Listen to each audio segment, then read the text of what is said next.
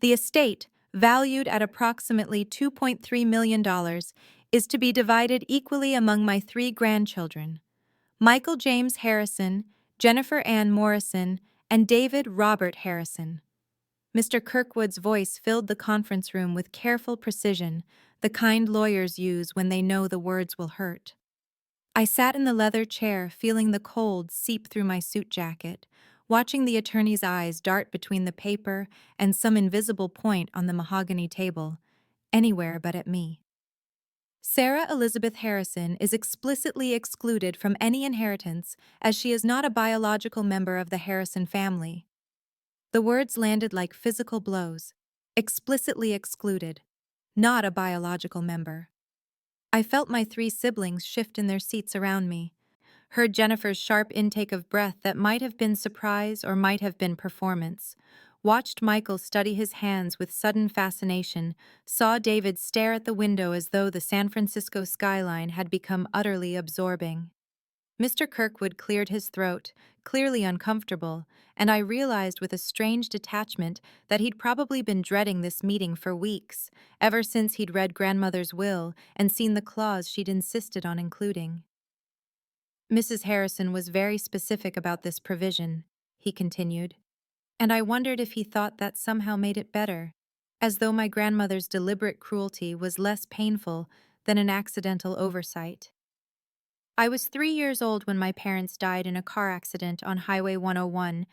their Ford Taurus hit by a drunk driver on a rainy November night 29 years ago.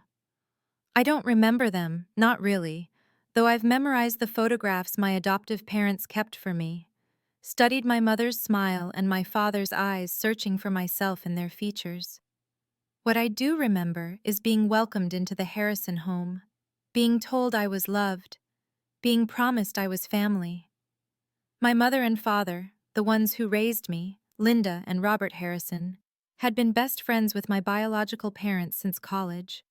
They didn't hesitate when the question of guardianship arose. They took me in, gave me their name, gave me 3 siblings who were supposed to be my siblings in every sense that mattered. Michael was 5 then, Jennifer was 7, David just 18 months old. We grew up in the same house in Mill Valley, shared the same bedroom's rotation as we got older, fought over the bathroom and the television remote, and whose turn it was to sit in the front seat. But there were always moments, small fissures in the foundation of family, where I felt the difference. The elementary school heritage project, where Michael traced the Harrison family tree back to Ireland, and I had nothing to contribute, sitting silent while he presented. The time Jennifer was 12, and told me during an argument that I wasn't really her sister anyway, words my parents had overheard and punished her for, but couldn't unsay. The way grandmother's mantle displayed 3 stockings at Christmas before my parents insisted on 4, the way she'd introduce us as my 3 grandchildren and Robert's adopted daughter Sarah, the casual cruelty of distinction, repeated so often it became almost normal. The estate includes the family home in Mendocino, currently valued at $1.1 million, investment accounts totaling approximately $900,000, and liquid assets of roughly $400,000, Mr. Kirkwood continued, detailing exactly what I wasn't worth to my grandmother, putting a precise dollar figure on my exclusion. I watched Michael's face as the attorney listed the beach house, saw the quick calculation in his eyes, the same house where we'd spent every summer of our childhood, where I'd learned to swim and build sandcastles and believed I belonged. I understand this is difficult, Mr. Kirkwood said, finally meeting my eyes, and I saw genuine sympathy there, which somehow made it worse. I stood up carefully, my legs steady despite the trembling I felt inside, gathering my purse with hands that didn't shake because I wouldn't let them. Sarah, Michael started, his voice uncertain. We should talk about, Jennifer added, reaching toward me. But I was already walking toward the door, my heels clicking against the hardwood floor with a rhythm that sounded like explicitly excluded. Not biological family, not worth loving, not worth keeping. I drove home on autopilot, my hands gripping the steering wheel of my Tesla with a tension that made my knuckles white, navigating the familiar route from the financial district to our townhouse in Pacific Heights, without conscious thought, because my mind was stuck in that conference room, replaying Mr. Kirkwood's words on an endless loop. Explicitly excluded, not a biological member, 29 years erased with a legal phrase, reduced to biology and bloodlines, as though love and family were matters of DNA rather than daily choosing, rather than bedtime stories and scraped knees and homework help and every moment that actually builds a family. The memories came unbidden as I sat at a red light on California Street, a slideshow of exclusion I'd spent years trying to reframe as misunderstanding or oversight rather than deliberate rejection. Thanksgiving when I was 8, and grandmother had brought gifts for her grandchildren, 3 carefully wrapped packages that she distributed to Michael, Jennifer, and David, while I sat on the couch watching, my mother's face going tight with anger, my father quietly suggesting that perhaps grandmother had forgotten, grandmother's dismissive wave and comment that she couldn't be expected to remember everything. Christmas mornings at her house, where the stockings hung on her mantel, 3 stockings embroidered with Harrison grandchildren names until my parents finally insisted on a 4th, which appeared the next year but was store-bought rather than handmade, different from the others in a way everyone could see. The family photos that lined her hallway, formal portraits of Michael, Jennifer, and David at various ages, school pictures and professional shots, while I appeared only in group photos where my presence couldn't be avoided, never alone, never given the same prominent placement. Her comments about bloodlines and heritage, about the Harrison name meaning something, about family resemblances as she traced Michael's nose to my father's, Jennifer's eyes to my mother's, David's smile to some great uncle, while I sat silent, knowing there was no Harrison feature in my face to find. The way she'd introduce me at church or the country club, always with the qualifier, always Robert's adopted daughter, rather than simply her granddaughter, the word adopted deployed like a warning label or an explanation for my presence. I thought about my 16th birthday, when she'd given Michael a check for $500 for his 16th 2 months earlier, but handed me a $50 gift card to Barnes & Noble, the discrepancy so obvious that Jennifer had looked uncomfortable, and my mother had confronted grandmother later in a conversation I'd overheard through closed doors. Grandmother's voice sharp with irritation that she was being generous at all, given that I wasn't really family. My college graduation from Stanford, where she'd attended but left immediately after the ceremony, missing the family dinner, claiming fatigue though she'd stayed for hours at Jennifer's graduation the year before. The day I made partner at Hawthorne and Associates at 29, the youngest partner in the firm's history, an achievement that had made my parents weep with pride, and grandmother's response when my mother called to share the news. "That's nice, dear. But have you heard Jennifer's pregnant with her 3rd? A real blessing for the family." Everything I accomplished measured against my siblings' lives, and found wanting not because of the achievement itself, but because of who was achieving it. My $340,000 salary as a patent attorney, somehow less impressive than Jennifer's life as a stay-at-home mother. My victories in federal court, less valuable than Michael's middle management position at a tech company. My expertise in intellectual property law dismissed, while David's struggling consulting business received grandmother's encouragement and financial support. I pulled into our driveway and sat in the car for a long moment, watching the evening fog roll over the neighborhood, and when I finally walked inside, James was waiting in the kitchen, taking one look at my face before pulling me into his arms, and I heard myself say the words I'd been holding back. "It hurts more than I expected it to," and felt his arms tighten around me as he whispered against my hair that my grandmother was wrong, that her cruelty didn't define my worth. But we both knew that knowing something intellectually and feeling it emotionally were entirely different things. Michael's text arrived 3 days after the reading of the will, appearing on my phone screen while I sat in my office reviewing patent applications, the words seeming almost aggressively casual in their tone. "Hey Sarah, hope you're doing okay. I know the will thing was awkward, but you understand, right? Grandma had traditional views. She was from a different generation. We can't really hold it against her. I stared at those words, at the careful distance in the will thing, as though my explicit exclusion from the family was merely an uncomfortable social moment rather than a deliberate rejection, at traditional views deployed as an excuse for cruelty.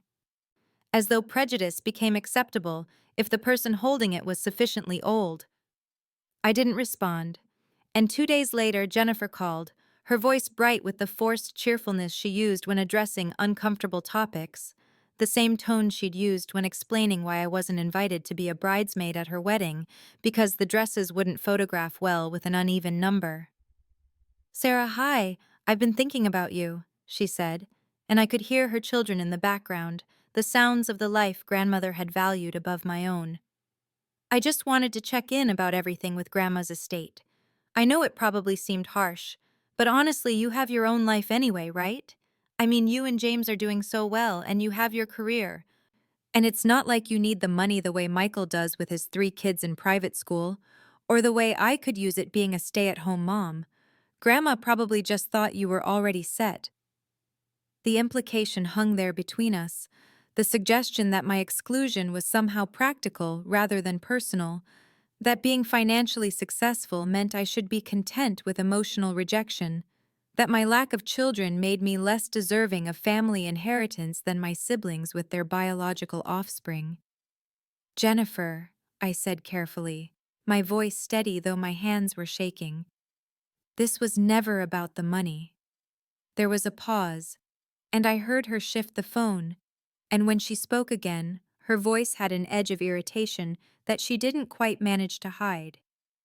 "Well, I don't know what you want us to do about it, Sarah. We can't change what Grandma decided. Maybe if you'd visited her more, or if you'd been closer to her, but you were always so busy with work." I ended the call quietly and sat looking at my phone, and realized that my siblings' acceptance of grandmother's cruelty wasn't passive receipt of an inheritance they felt uncomfortable taking. It was active endorsement of the view that I was less than they were, that my place in the family was conditional and provisional in a way theirs never was. David sent nothing at all, which somehow felt more honest than Michael's justifications or Jennifer's rationalizations. Just silence that spoke volumes about his comfort with my exclusion. I thought about the day I was 9 years old and Michael was 11, when we'd been arguing about something trivial, whose turn it was to choose the movie or what game to play, and he'd shouted at me in frustration, "You're not even my real sister anyway, so you don't get a vote." And I'd felt something crack inside my chest, some foundational belief that family was about love rather than biology. And though my parents had overheard and disciplined him severely, making him apologize while he cried and claimed he didn't mean it, I'd seen the truth in his eyes in that first unguarded moment. The reality that some part of him had always seen me as separate, as other, as not quite equal to Jennifer and David, who shared his blood.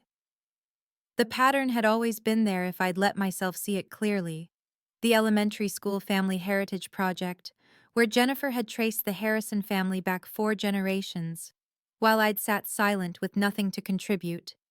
The genealogy discussions at holiday dinners where medical histories and ancestral stories were shared, and I had no genetic connection to any of it, the way my siblings could talk about having dad's temper or mom's eyes while I was just myself, unconnected to the family narrative in that fundamental biological way that apparently mattered more than 29 years of shared life. My mother called that evening, her voice thick with tears before she even spoke, and I knew my father was on the extension because I could hear his breathing, that particular quality of silence that meant he was struggling with emotion. "Sarah, sweetheart, we need you to know how horrified we are," my mother said,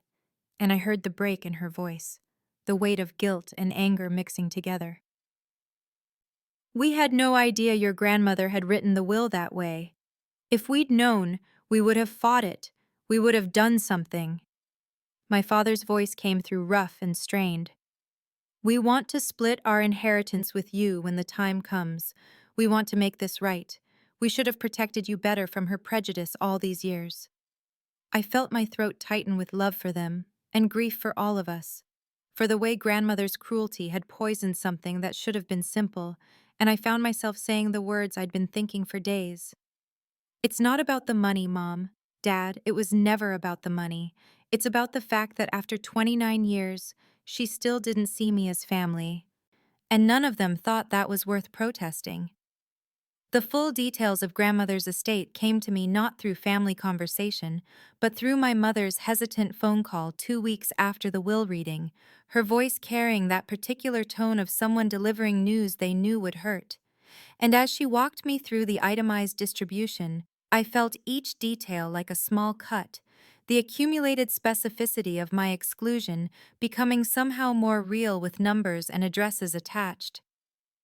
The beach house in Mendocino that had been in the family for 30 years. The weathered gray cottage perched on the cliffs where we'd spent summer weeks throughout my childhood, where I'd learned to identify tide pools and spot migrating whales, where I'd read books on the wide porch and fallen asleep to the sound of waves. That house was worth $1.1 million according to the appraisal, and it was being divided 3 ways among Michael, Jennifer, and David, each receiving a 1/3 interest in the property, along with an established schedule for usage rights. The investment portfolio my grandfather had built over decades of careful financial planning, stocks and bonds and mutual funds that had weathered markets and recessions, that portfolio worth $847,000 was similarly divided 3 ways. The remaining cash and personal effects, another $352,000 after estate taxes and final expenses, split equally among 3 grandchildren, while the 4th grandchild, the one who'd been there for 29 years, received nothing, not even a piece of jewelry or a photograph or any token acknowledgement of connection. My mother's voice cracked as she told me that Jennifer had already posted photos on Instagram from the beach house, pictures of her children playing in the sand with a caption about carrying on Grandma's legacy and grateful for family blessings. And I opened the app while still on the phone to see the images. My nieces and nephews whose birthday parties I'd attended, whose diapers I'd changed when they were babies, playing in front of the house that apparently was their inheritance but not mine, and I unfollowed Jennifer right there, a small digital boundary that felt both petty and necessary. That evening I sat with James in our living room, our beautiful space in Pacific Heights that we'd designed together, artwork on the walls and comfortable furniture and floor-to-ceiling windows overlooking the city.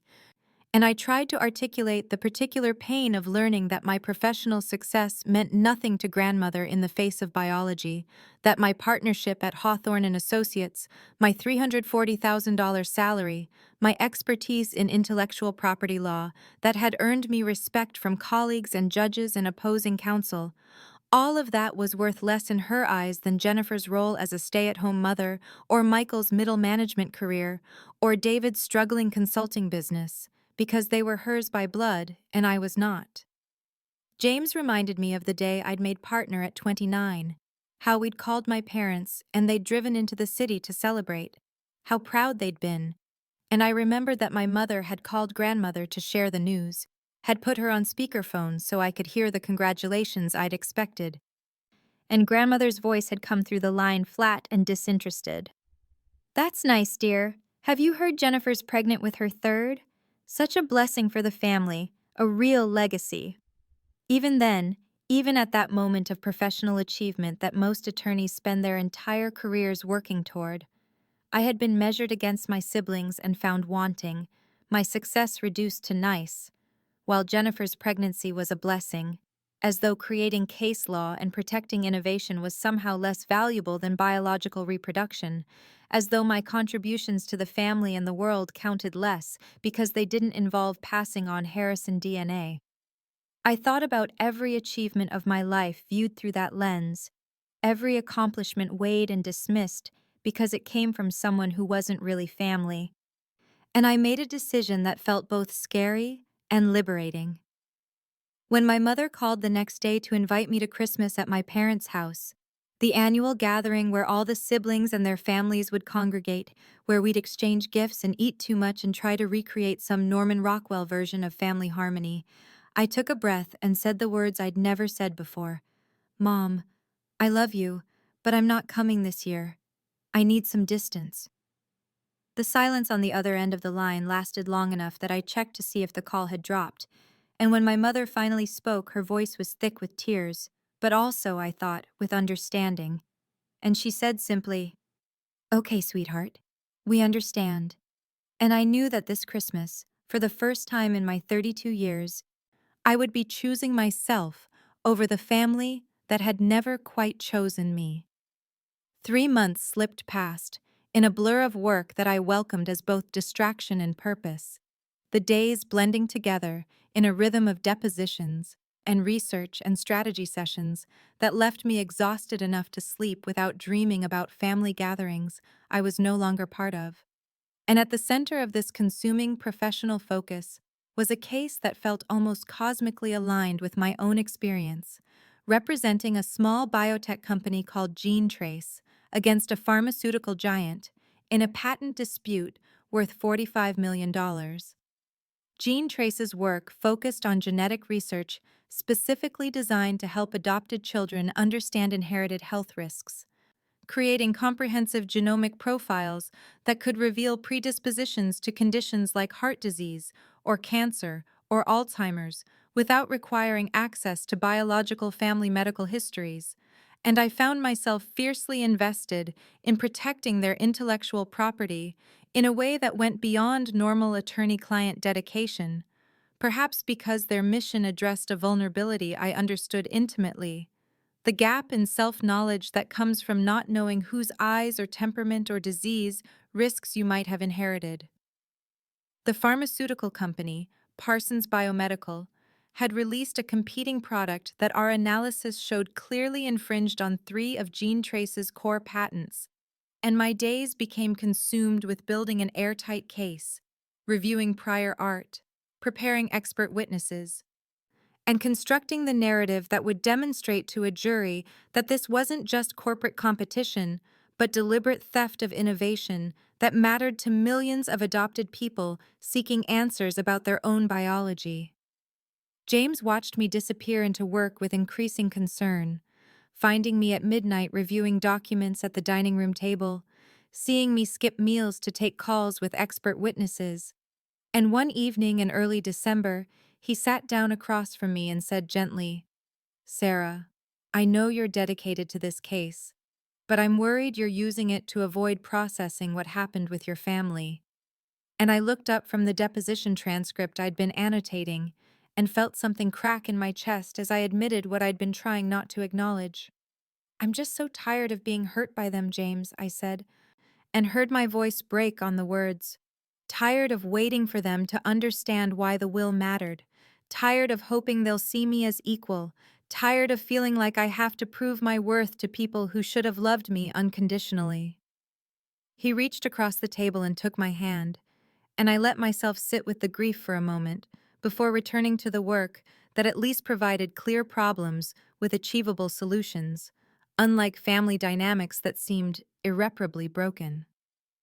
My parents called regularly, my mother's voice always carrying a note of worry, my father trying to bridge the gap between me and my siblings with suggestions that we all just sit down and talk. And I found myself having to establish a boundary that felt both necessary and painful, explaining to them that I loved them deeply and would always be there for them, but that I needed distance from Michael and Jennifer and David, who had endorsed grandmother's cruelty through their silence and their acceptance of an inheritance that explicitly excluded me. My mother cried when I said this, but she also said she understood, and my father's voice was rough with emotion when he told me that he supported whatever I needed to heal, and I felt grateful for them, even as I mourned the larger family connection that seemed lost. The trial date was set for February, and as December progressed, I threw myself into final preparations. And then one afternoon, a Christmas card arrived in the mail, expensive cardstock with a professionally shot photograph on the front, showing Jennifer and Michael and David with all their families arranged on the steps of the Mendocino beach house, everyone in coordinated cream and white outfits against the weathered gray of the cottage behind them. And there was no note inside, no acknowledgement of my absence from both the photo and the family gathering it represented, just printed text that read, "Warmest wishes for the holiday season, the Harrison family." And I stood in my kitchen holding this card that simultaneously included me in its mailing list while excluding me from its definition of family. And I placed it in the recycling bin and returned to preparing for a trial that at least offered the possibility of justice I could win through preparation and skill, rather than waiting for people to choose to love me. February arrived with the trial I'd been preparing for through 3 months of consuming work. And I walked into the San Francisco federal courthouse on a Monday morning, carrying 2 boxes of exhibits and a litigation strategy I'd refined through countless sleepless nights. Feeling the weight of representing not just Gene Trace's $45 million claim, but also something more personal about the value of chosen family and constructed identity over biological determinism. The opposing counsel from Parsons Biomedical was a partner at Wilson Ketchum, one of those white shoe firms where everyone looked like they'd stepped out of a Brooks Brothers catalog, and I watched Jonathan Marsh dismiss me with a glance during our first morning interaction, clearly underestimating the 32-year-old woman facing him across the courtroom aisle, and I felt a familiar spark of determination that came from years of being undervalued.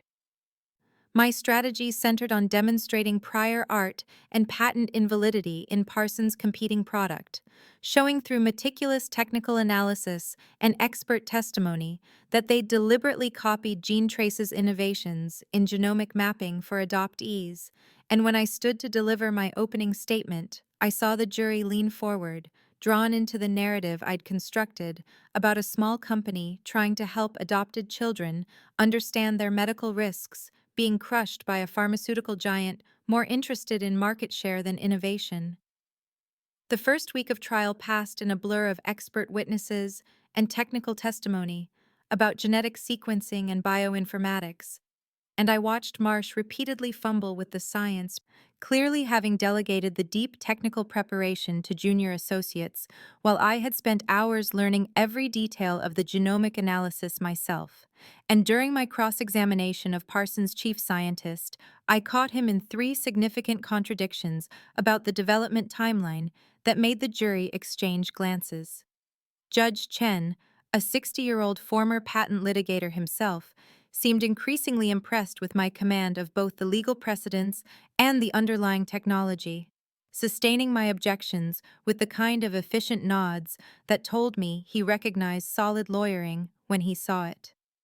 The second week brought the crucial testimony about damages and market impact, and I presented evidence of Parsons' deliberate strategy to undercut Gene Trace's pricing and marketing,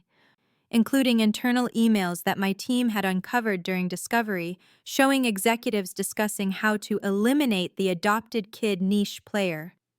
And I saw several jurors react with visible distaste to the callous language. In the middle of this intensity, my phone buzzed during a lunch recess with a text from David, the first contact from any of my siblings in the 3 months since I'd declined Christmas. And I read his awkward message asking if I had time to give him advice about a contract dispute his consulting business was facing,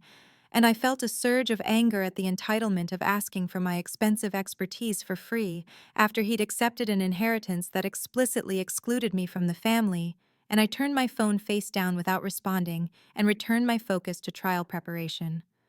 Closing arguments came on a Friday afternoon, and I stood before the jury and connected all the threads of evidence into a narrative about theft and corporate bullying and the importance of protecting innovation that served vulnerable populations. And I saw the jury foreman nodding as I spoke. And when Marsh stood for his closing, he seemed to realize too late that he'd brought insufficient ammunition to this fight, his arguments about competitive marketplace dynamics falling flat against the weight of evidence I'd accumulated. The jury deliberated for 7 hours on Monday and returned with a verdict that exceeded even my hopes: $45 million in damages, plus a permanent injunction, preventing Parsons from marketing their competing product, and my client Sarah Chen, Gene Trace's CEO, actually cried when the verdict was read, hugging me in the courtroom with a fierceness that spoke to how much this company meant to her and the adoptees it served. That evening, Hawthorne and Associates threw an impromptu celebration at the office, champagne and congratulations flowing freely, and Robert Hawthorne himself, the senior founding partner, pulled me aside to mention that my name was coming up for equity partnership at the next vote, which would make me one of the youngest equity partners in the firm's 60-year history, and I felt a rush of professional validation that was both thrilling and bittersweet, because there was no one from my extended family to share it with. The legal press covered the verdict extensively, and I saw my name mentioned in the Recorder and Law 360, and even a brief item in the Chronicle's business section. And I thought about how grandmother would have read those mentions without pride or recognition, would have perhaps clipped the articles for Michael or Jennifer or David while finding some way to diminish my achievement, and I felt grateful that her judgment no longer had the power to wound me, even as I recognized that the wound from her final judgment, the will that excluded me, still hadn't fully healed.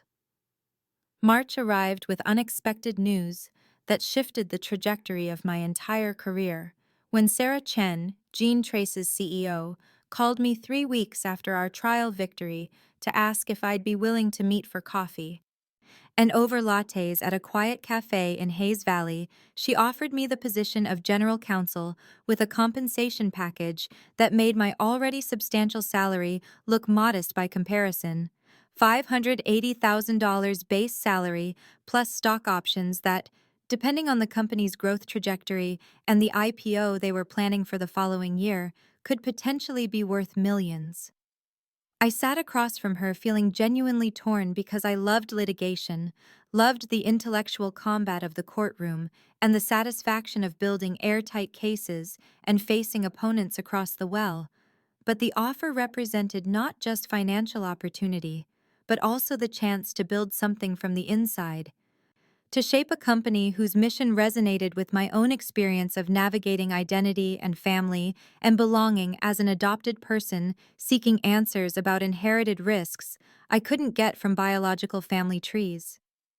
That evening, I discussed it with James over dinner at home, laying out the practical considerations alongside the emotional ones, and he listened carefully before saying what I already knew in my heart, that this felt like more than just a career move, that it felt like an alignment of professional opportunity with personal purpose, and by the end of the conversation, I'd made my decision to accept. Giving notice at Hawthorne and Associates was harder than I'd anticipated, because despite the consuming work and the pressure, I'd built relationships there and proven myself in ways that mattered. And Robert Hawthorne himself called me into his office to make a counteroffer, bumping the equity partnership timeline up and increasing the profit-sharing percentage. But I found myself explaining that I was ready for a different kind of challenge, and he understood even as he expressed disappointment. And we parted on good terms with his blessing and an open door if I ever wanted to return. Meanwhile, my father called on a Thursday evening, his voice carrying a particular quality of pride mixed with something heavier, and he told me that a family friend had mentioned seeing my name in a legal publication covering the Gene Trace trial, and that he and my mother had felt such overwhelming pride reading about my victory and my strategic brilliance. And then his voice caught as he admitted something that clearly had been weighing on him for months. "Sarah, I've been thinking about your grandmother's will constantly," he said, and I heard the pain in his words. "And I feel like I failed to protect you from her prejudice, failed to make her understand that you were just as much my daughter as Jennifer, failed to confront her strongly enough about her attitudes while she was alive." I felt my throat tighten because I'd never wanted him to carry guilt for his mother's choices, and I told him as clearly as I could that none of this was his fault, that he and Mom had always made me feel loved and equal, and that grandmother's limitations were her own, but I could hear that he was still struggling with the weight of it. Then he mentioned, almost carefully, that my siblings had been asking about me lately, probably because they'd seen the news coverage of the trial in various publications, and I felt a familiar mix of anger and resignation, because of course they'd noticed now that my success was public and impressive, now that my name was appearing in legal journals and business coverage. I told my father I appreciated him letting me know, but remained non-committal about reaching out to them, and we moved on to discussing my new position at Gene Trace, and I could hear relief in his voice that I was willing to share this achievement with him, even as I maintained distance from the siblings who'd revealed their true feelings through their acceptance of an inheritance that had explicitly excluded me. My first day as general counsel came with immediate immersion into preparations for an IPO that would test every skill I'd developed over a decade of patent law practice. And I found myself thrown into the intense work of positioning a biotech company for public markets while building a legal department that could support rapid growth. Spring unfolded with an intensity I hadn't anticipated as I threw myself completely into preparing Gene Trace for its initial public offering, working 12 and 14-hour days navigating the complex intersection of securities law, patent protection, and investor relations. And the projections from our investment banking team at Goldman Sachs suggested that if the IPO priced in the expected range of $30 to $35 per share, my stock options could be worth somewhere between $8 and $12 million, a figure so staggering that I had trouble processing it as real even as I signed document after document that confirmed the mathematical reality. My days became consumed with SEC filing reviews and roadshow presentation preparations and due diligence sessions where I had to articulate the strength of our patent portfolio to skeptical institutional investors who wanted assurance that our genomic mapping technology was defensible against potential challenges, and I found myself drawing on every skill I'd developed over a decade of patent litigation to present our intellectual property position with confidence and precision that seemed to satisfy even the most cautious fund managers. It was during this period of total professional immersion that I received a LinkedIn message from Michael that appeared in my inbox on a Tuesday morning between back-to-back conference calls, and I read his carefully worded attempt at reconnection with a mixture of anger and exhaustion, noting how he mentioned seeing my impressive career success in recent news coverage and suggested that maybe it was time we got past what he called the inheritance misunderstanding, as if grandmother's explicit exclusion of me from her will and his ready acceptance of that exclusion was some kind of simple miscommunication rather than a fundamental statement about my place in the family. I stared at the message for several minutes, my cursor hovering over the reply button, before I simply closed the window without responding because I had neither the time nor the emotional energy to engage with his revisionist framing, and I returned my attention to the S1 registration statement that required my review. Jennifer took a different approach to whatever reconnection impulse was driving my siblings, liking several of my professional posts on LinkedIn over the following weeks, but never sending a direct message. And I recognized this as her typical passive strategy of maintaining connection without having to risk actual communication or vulnerability, and I felt nothing but a distant tiredness at the transparency of it. My parents reported during our weekly phone calls that my siblings had been asking about me at the Sunday dinners I no longer attended, and I could hear in my mother's voice that she hoped this represented genuine interest rather than curiosity triggered by news coverage of my rising professional profile, but I had moved past the point of giving my siblings the benefit of the doubt. I'd built a life around chosen family and professional achievement, around James and the colleagues at Gene Trace who valued my contributions, and the work itself which felt meaningful in ways that went beyond financial compensation. And I realized that I'd emotionally relocated the center of my identity away from the family that had never quite made room for me. During this period, I met for coffee with Rebecca Morrison, a senior general counsel who'd become an informal mentor after we'd met at a legal conference 2 years earlier, and I found myself confiding about the inheritance situation and my siblings' recent attempts at contact now that my success was public and impressive, and Rebecca listened carefully before sharing her own story of family members who'd dismissed her ambitions until she'd become undeniably successful, And then she said something that stayed with me through the remaining weeks of IPO preparation. The best response to people who undervalued you isn't anger or explanation, she told me, setting down her coffee with the kind of calm certainty that came from hard-won experience. It's simply continuing to build the life they couldn't imagine for you and letting that speak for itself. June arrived with the kind of clarity that comes from months of relentless preparation, meeting opportunity, and on the morning of June 14th, I stood in Jean Trace's conference room, surrounded by the executive team, watching the opening bell ceremony remotely as our company went public on the NASDAQ. Our stock priced at $34 per share in what the underwriters had called a conservative but strong opening. And then we watched in real time as trading began, and the price climbed steadily through the morning, hitting $42 within the first hour, and then continuing upward as institutional investors and retail traders responded to the strength of our patent portfolio and the market potential of our genomic mapping technology. And by the time the closing bell rang, our stock had settled at $52 per share, a 53% gain that had everyone in the room alternating between stunned silence and jubilant celebration. I did the mathematics in my head, even as Sarah Chen was opening champagne, and our CFO was taking calls from ecstatic board members, calculating that my stock options were now worth approximately $15 million on paper. A figure so enormous that it felt abstract and unreal, even as I held the paperwork that confirmed the number of shares and the current price, and the lockup period meant I couldn't sell any of it for 6 months. But the wealth was real in a way that transformed my understanding of my own financial future and security.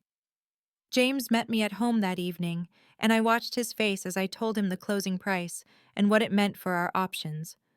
And he actually had to sit down because the magnitude of it overwhelmed him, and then he pulled me into an embrace and told me how proud he was not of the money, but of everything I'd built and achieved. And I felt tears on my face that I hadn't known were coming, because this success felt like vindication for every moment I'd been dismissed or undervalued, or told that my worth was less because I wasn't bound by blood. The media coverage came quickly, with TechCrunch and Bloomberg running profiles of Jean Trace's successful IPO, and several articles specifically highlighting my role as general counsel, describing me as the legal architect of the patent strategy that had convinced investors of the company's defensibility and long-term value. And one particularly detailed piece in the San Francisco Business Times included my background, my age, and my trajectory from law firm partner to general counsel of a newly public biotech company, complete with quotes from industry analysts about the strength of our intellectual property position. My father called that evening, his voice thick with emotion as he told me he'd read every article he could find, and then he admitted something that revealed how the past year had shifted his perspective on family dynamics, that he'd forwarded the Business Times profile to extended family, including my siblings, because he wanted everyone to see what I'd accomplished and perhaps understand what they'd failed to recognize about my worth all along. The messages began arriving within hours. A sudden flurry of communication from family members who'd been silent or distant for months. Michael sent a lengthy congratulations that carefully avoided mentioning the inheritance situation while praising my incredible achievement. Jennifer suggested we meet for lunch to catch up properly after too long apart. David sent yet another message asking for business advice, now framed as wanting to learn from my obvious expertise, and Uncle Tom messaged that he'd always known I was special and had predicted I'd do remarkable things, a revisionist history that would have been laughable if it weren't so transparently opportunistic. I read through each message with a detachment that came from having emotionally relocated my sense of worth away from their validation, seeing through the sudden attention to the calculation underneath it. The way my siblings had been content with silence and distance when I was simply successful, but now reached out when my success became public and quantifiable and impressive in ways they couldn't ignore, and I responded to each message with polite but distant acknowledgement that committed me to nothing while maintaining basic civility. My focus remained on the work itself and on my marriage, and on building the legal department that Gene Trace would need as a public company, and I realized that I'd found something more valuable than their belated recognition in the form of purpose and partnership, and the knowledge that my worth had never required their acknowledgement to be real. August arrived with the kind of crisis that renders all other concerns irrelevant when my mother called at 6:30 on a Tuesday morning with the words that every child dreads, telling me that my father had experienced a heart attack during his morning walk and was being taken by ambulance to California Pacific Medical Center, and I was in my car within 10 minutes still wearing the clothes I'd thrown on in my panic, driving across the city with my hands shaking on the wheel while James followed the GPS directions I'd barely registered giving him. The ICU waiting room had the particular sterile anxiety that hospitals cultivate, and I saw my siblings before they saw me. Michael pacing near the windows with his phone pressed to his ear, Jennifer sitting with her arms wrapped around herself, and David standing awkwardly by the coffee machine. And it struck me that this was the first time I'd seen them in person in nearly a year, since that devastating meeting in the lawyer's office, where I'd learned that grandmother's will had excluded me completely for being adopted. They noticed me simultaneously as I walked through the waiting room doors, and the expressions that crossed their faces were complicated things mixing relief and discomfort, and something that might have been shame. And Jennifer stood first, saying, "Sarah, thank God you came," with a warmth that felt desperate and unearned after months of careful distance, punctuated only by LinkedIn likes and messages triggered by my professional success. My mother appeared from the hallway leading to the ICU proper, her face showing the strain of hours spent in crisis. And when she saw me, she moved quickly across the room and pulled me into an embrace that I returned while watching my siblings over her shoulder, noting how they stood in their uncertain cluster, as if unsure whether they had the right to approach me or share this family crisis after having tacitly agreed that I wasn't quite family enough to deserve equal inheritance. The doctors came periodically with updates that were cautiously optimistic, explaining that my father had experienced what they called a significant cardiac event, but that he was stable now and would need bypass surgery within the next 48 hours. And we settled into the particular waiting room rhythm of bad coffee and hushed conversations and the forced proximity that medical emergencies create, regardless of the underlying tensions that might exist between the people gathered. Jennifer made an attempt at conversation in the late afternoon after my mother had gone back to sit with my father during the brief visiting window they allowed, approaching where I sat reading through work emails on my phone as a distraction from the helpless anxiety of waiting, and she said,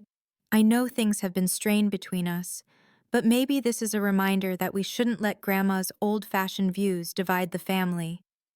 with a tone that suggested she thought she was offering reconciliation rather than revealing how completely she'd missed the fundamental issue. I looked up from my phone and met her eyes with a calmness that came from having spent nearly a year processing my anger and hurt into something clearer and harder, and I said, "The problem was never Grandma's views, Jennifer. It was that you and Michael and David all accepted those views by taking the inheritance without protest, without question, without apparently seeing anything wrong with my being excluded from a family I'd been part of for 29 years."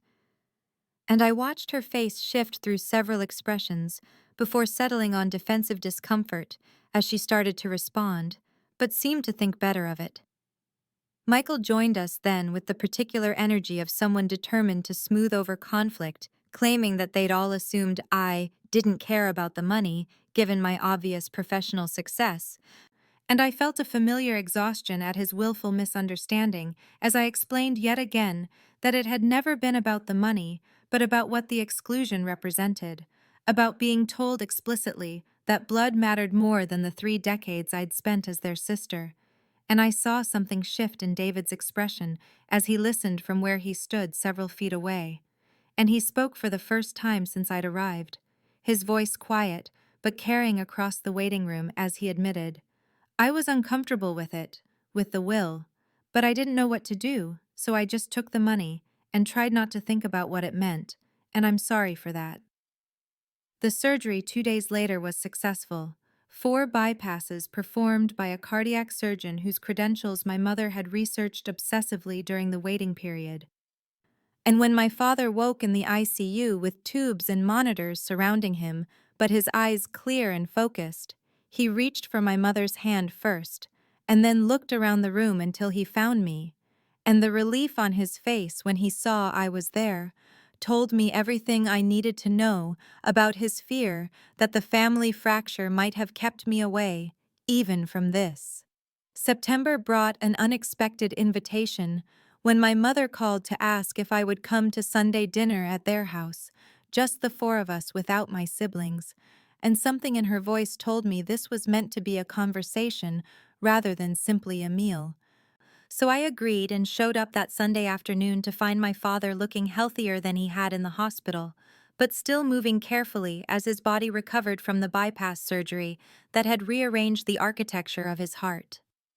We sat in their dining room where I'd eaten hundreds of meals throughout my childhood and adolescence, the space familiar in a way that carried both comfort and complicated history. And after my mother served the pot roast she'd made because it was my favorite,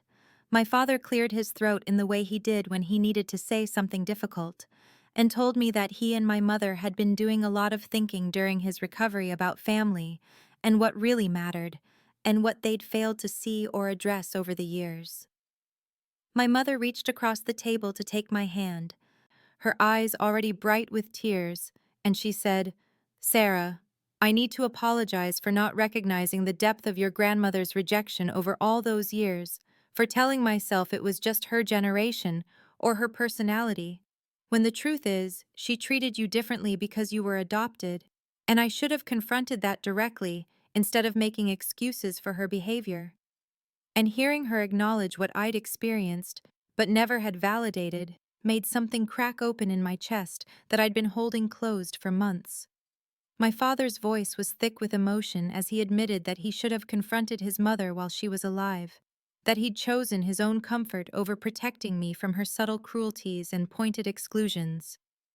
And I watched tears actually slip down his face as he said he'd failed me as a father in that fundamental way, and that her will had simply made explicit what he should have addressed decades earlier. I felt my own tears then as I explained what I'd been processing for nearly a year,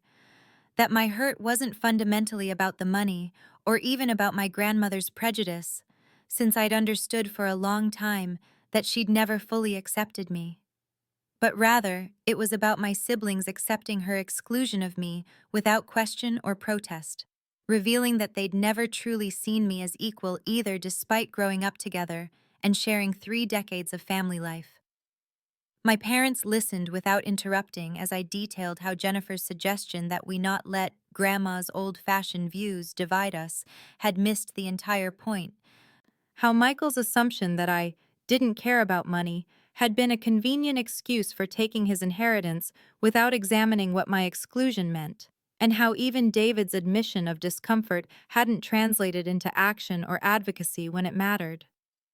We talked for nearly 3 hours about family going forward, and what relationships I could sustain, and what boundaries I needed to maintain. And I explained that I loved them, and would always be present for them, but that I needed continued distance from my siblings until they genuinely understood the harm they'd caused through their passive acceptance of my exclusion, not just intellectually, but emotionally, in a way that would prevent them from ever doing something similar again. My parents accepted this without argument or attempts at mediation, and my father mentioned that he'd been thinking about his own will and wanted to ensure I was the primary beneficiary to somehow balance things out after what his mother had done. But I stopped him gently and told him that I didn't need their money to prove my worth or my place in the family, that what I needed was simply their love and recognition. And watching his face as he understood what I was saying made me realize that we were finally having the conversation we should have had years ago, before the will, before the exclusion became formalized in legal language, back when there was still time to address the pattern of treatment that had taught me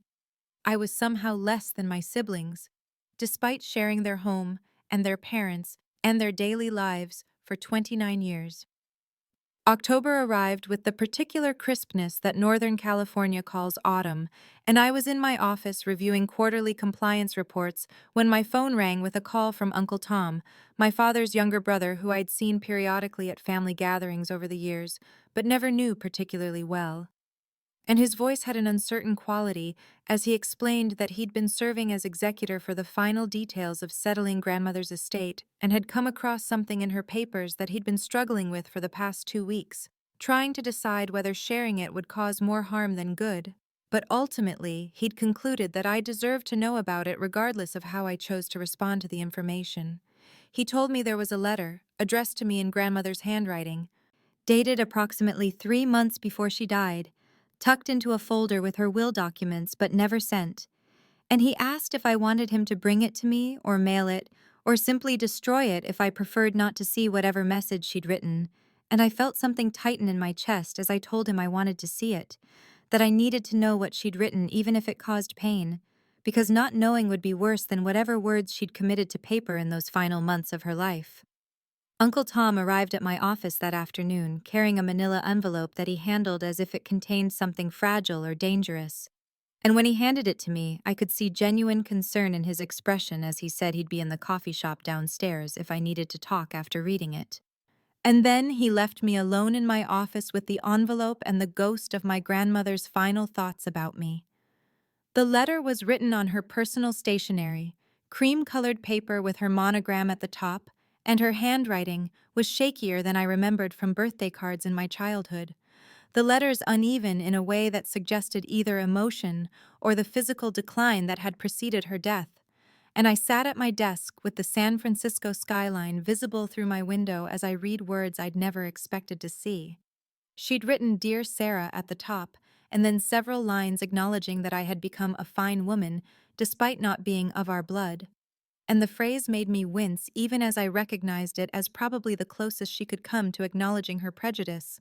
And she admitted that her old ways of thinking had perhaps been unfair, but that she'd been raised to believe that family meant bloodlines, and she'd never been able to fully reconcile my adoption with her understanding of what family should be.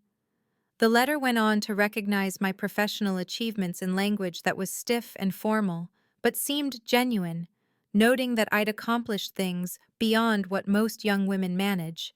and that my parents were justifiably proud of who I'd become. And reading those words from a woman who'd never expressed pride or approval to my face during her lifetime created a complicated tangle of emotions that I couldn't immediately sort through. But the letter ended abruptly mid-sentence, as if she'd been writing the words, "I should have," and then simply stopped, unable or unwilling to complete whatever thought or admission or apology she'd been building toward, and that incompleteness felt somehow emblematic of our entire relationship, of all the conversations we'd never had, and all the acceptance she'd never quite managed to extend. I sat with the letter for a long time after reading it, feeling the weight of too little offered too late. And when I finally called James to tell him about it, I found myself crying not from sadness exactly, but from the recognition that even this moment of apparent regret or clarity from my grandmother had been withheld, tucked away in her papers, rather than sent to me when there might have been time to respond or discuss or attempt some kind of reconciliation. And I realized that I'd been waiting my entire life for her approval in some form, but that what I actually needed was to stop waiting for validation from people who'd already shown me they couldn't or wouldn't provide it. And instead, I needed to create the closure I deserved, rather than hoping someone else would give it to me. November brought a decision that surprised even me when I announced to James that I wanted to host Thanksgiving at our home for the first time, inviting not just my parents but extended family, including my siblings and their families, because I'd realized over the past weeks of processing my grandmother's unsent letter and my father's recovery and the accumulated weight of nearly a year of family estrangement that I was ready to face them all from a position of strength and clarity, rather than continuing to avoid the confrontation that needed to happen if there was any possibility of moving forward. James supported the decision, while also expressing concern about whether I was truly ready for what might be difficult or painful conversations. And we spent several evenings discussing how I would handle various scenarios, what I would say if my siblings became defensive or dismissive, how I would maintain my boundaries, while also being open to genuine reconciliation if it proved possible, and I felt more prepared than I ever had to speak my truth without needing anyone's permission or approval to do so. I sent the invitations in early November, a simple email to my parents and siblings explaining that I wanted to host Thanksgiving and hoped everyone could come, and the responses came back within days, with my parents immediately accepting with what I could tell was relief and hope in my mother's phone call, while my siblings' responses were more cautious, Michael writing that he'd be glad to come in a tone that seemed almost nervous. Jennifer calling to ask if she could bring anything in a voice that carried uncertainty about whether this invitation represented forgiveness or something else entirely. And David simply texting, "We'll be there. Thanks," without elaboration, but with a promptness that suggested he understood this gathering carried significance beyond a normal holiday meal. The days leading up to Thanksgiving were consumed with preparation, as James and I cleaned our house in Pacific Heights until it gleamed, and I couldn't help but be aware that the home itself would communicate things to my siblings who had never visited. The high ceilings and original Victorian details we'd carefully restored, the view of the bay from our living room windows, the art we'd collected, and the furniture we'd chosen, all evidence of the life I'd built that was successful and beautiful and entirely separate from the family that had excluded me. Thanksgiving morning arrived clear and cold, and I dressed carefully in clothes that felt both comfortable and confident, while James handled the final cooking preparations. And when the doorbell rang at 2 o'clock, I took a breath before opening it to find my parents standing there with pies, and my mother's eyes already bright with emotion as she hugged me and whispered, "Thank you for doing this." My siblings arrived within the next 20 minutes, and I watched through the window as Michael pulled up in his SUV with his wife and 3 children, followed shortly by Jennifer with her husband and 4 kids, and finally David with his wife and their 2 children. And suddenly my home was filled with family in a way it never had been before, with children running through rooms and adults standing somewhat awkwardly in the living room, making small talk that didn't quite mask the tension everyone could feel beneath the surface of normalcy we were attempting to project. Dinner was beautifully prepared, James having outdone himself with a turkey that was perfectly golden, and all the traditional sides, and we sat around our dining room table that barely fit everyone. And the meal progressed with relatively safe conversation about the children's school activities, and Michael's business, and Jennifer's volunteer work, and David's recent promotion, all surface-level topics that avoided the real substance of why we were gathered, until dessert was finished and coffee was served, and I felt the moment arrive when I needed to speak or let it pass by. And I set down my cup and said, "I'm glad everyone could come today, because there are things I need to say, and I'd rather say them to all of you together than continue to leave them unspoken." And I watched my siblings' faces shift into wariness, while my parents exchanged glances that held both support and concern. And then I began to tell them what I'd been carrying for the past year, and really for my entire life, explaining from a place of honesty rather than anger,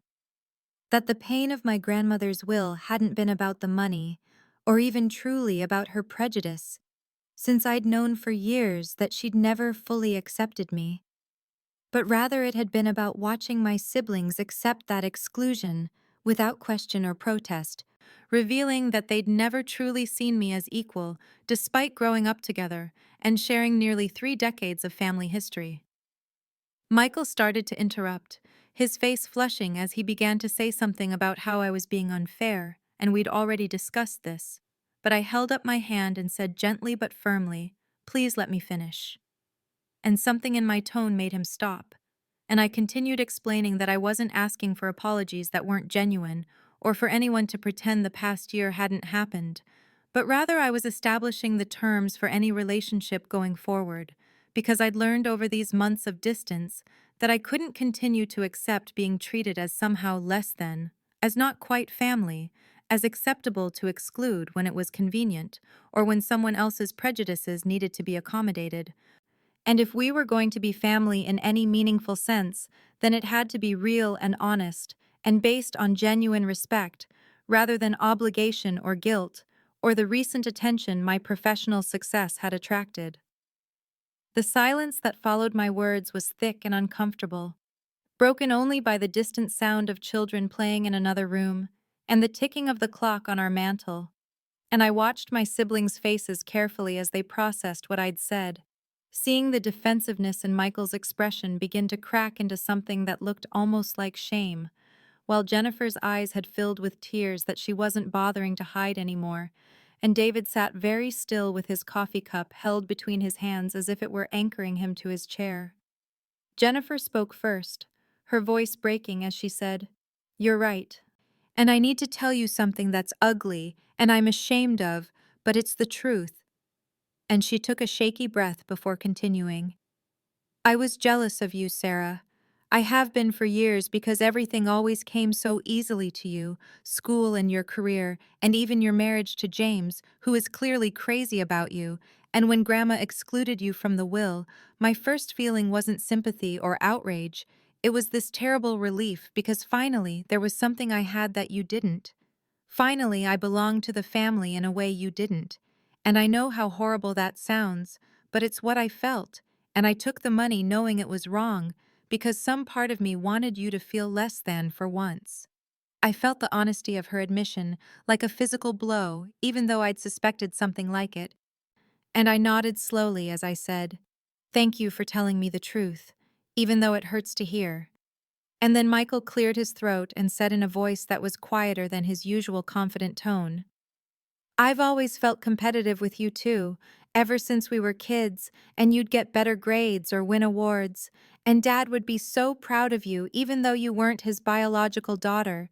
and I think some part of me resented that you could just show up in our family and be better than me at things without even having our blood."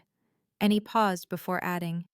"When Grandma wrote that will, I told myself she was just old-fashioned and set in her ways, but really, I think I agreed with her on some level. Like your achievements didn't count as much as mine because you weren't really one of us. And I'm sorry, Sarah. I'm genuinely sorry for thinking that way, and for taking the inheritance without fighting for you." David had been silent through both of his siblings' confessions, but now he set down his coffee cup and said in his characteristically quiet voice, "I don't have a complicated explanation like they do. I just knew it was wrong, and I took the money anyway because it was easier than standing up to Grandma's memory, or to them, and I've regretted it every day since, not just because of what it's cost us in terms of relationship, but because I knew better and I chose wrong anyway, and I'm sorry for being a coward." I felt something shift in my chest as I listened to them finally speak honestly about the prejudice and competition and cowardice that had let them accept my exclusion, and I said, "I appreciate your honesty, all of you, and I want you to know that I have built a good life. I have a successful career that I'm proud of, and a marriage that brings me joy and financial security that I earned through my own work, so I don't need your validation or your approval to know my own worth." And I paused to make sure they understood before continuing,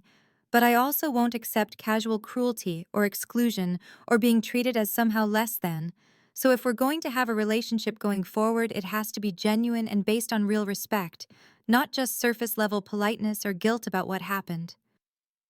My parents were both crying quietly as they watched this unfold, my mother reaching for my father's hand,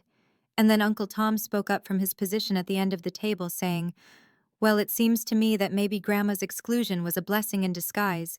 Look at everything Sarah's accomplished, the trial victory, and the general counsel position, and that stock that's worth millions now. Maybe she needed that push to really soar."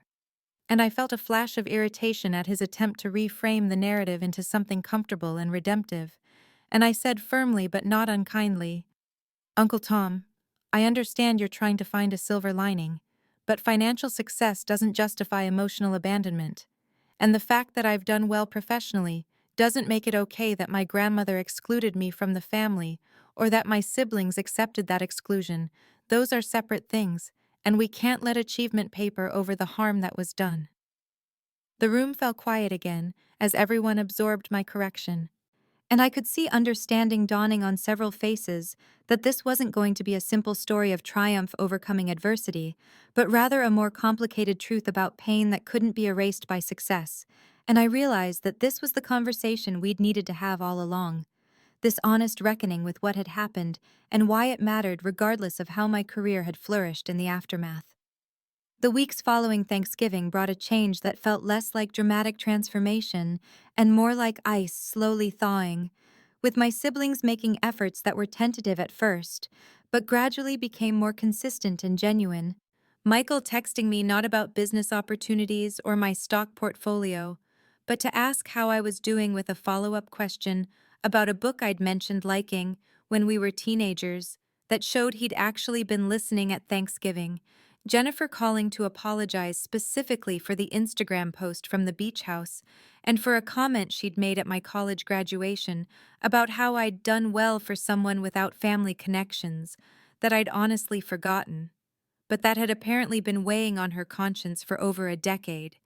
And David starting to include me in the family text chain where they coordinated schedules and shared photos of their children, small gestures that added up to something that felt like genuine effort rather than obligation or guilt. I responded cautiously at first, testing whether this shift would last or whether it would evaporate once the discomfort of Thanksgiving faded. But as December progressed, I found myself gradually opening up to the possibility that we might rebuild something real on the foundation of that honest conversation, not the relationship we'd had before, which had been built on my acceptance of being less than, but something new that acknowledged the harm while moving forward with clear boundaries and mutual respect.